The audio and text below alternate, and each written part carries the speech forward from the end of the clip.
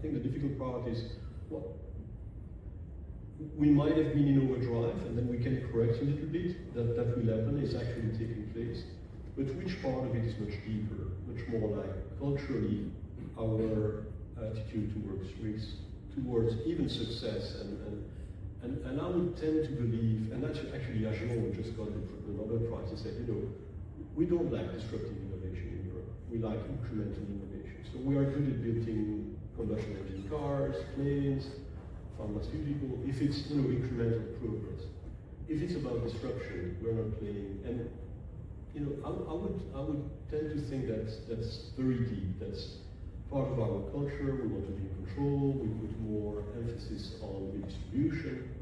And so we know how it's the Californian model, like moving fast and breaking things. That's very European.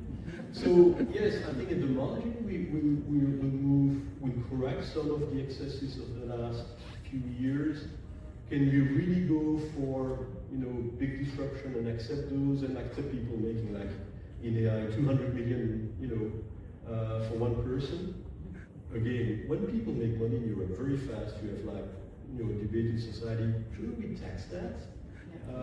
And that's deep. I think it's not going to change very fast. It needs to play catch up. The question is, can we? I have the impression that it's moving so fast in the US when you see the level of investments. I understand like 40% of growth in recent quarters is somehow related to investment in AI. I mean, that compares probably closer to zero in Europe. And let's face it, I think we're going to be number 3 at best. I don't know, 10 years from now, but in the coming years, we're going to be number 3 at best. And so the big question from a macro point of view, of course, is not so much maybe about who's producing AI, but diffusion. And we will have access to the technology. If AI is a game changer, then it will be to the benefit of all economies. Now you also have the other question, which is,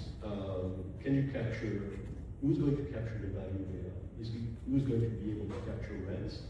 And of course we see like 3 trillion of investments in the US, but compared to the previous waves, I mean, if we come back, long time ago, mainframe PCs, Europe was never able to build mainframes and PCs competitively. And then mainframes disappeared and PCs became a commodity. So the cost of not being able to produce that was not high. The Magnificent Seven, network economies, social media and apps, because they were network economies, you had rent extraction. We also see that with cloud.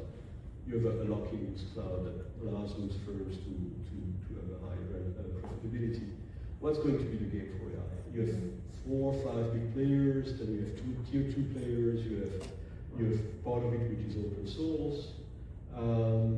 And one scenario is it's a bubble. There is some advantage for the first mover, but it's not that big, and you will have 1 or 2 making a little bit of money, but not as much as they've invested, and the others going bankrupt.